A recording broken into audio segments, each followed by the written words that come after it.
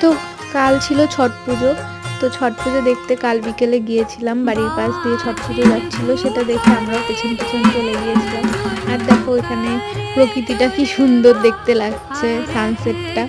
আর ব্রিজের চারপাশে কত মানুষজন দাঁড়িয়েছিল ছট পুজো দেখার জন্য, উপর থেকে দেখছিল। তো আমরাও ভাবলাম উপর থেকেই দেখি, কিন্তু হঠাৎ মনে হলো যাই নিচেই নেমে যাই।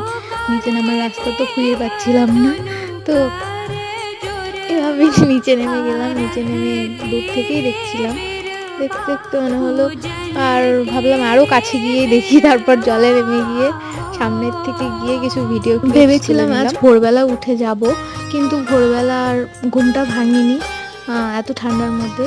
তো এখানে দেখো সবাই কি সুন্দর সারি সারিভাবে দাঁড়িয়ে দেখছিলাম পুজো অর্চনা আরতি প্রে করছে। তো দেখতে ভালোই লাগছিল। তো ছোট থেকেই আসি, তো ভিডিও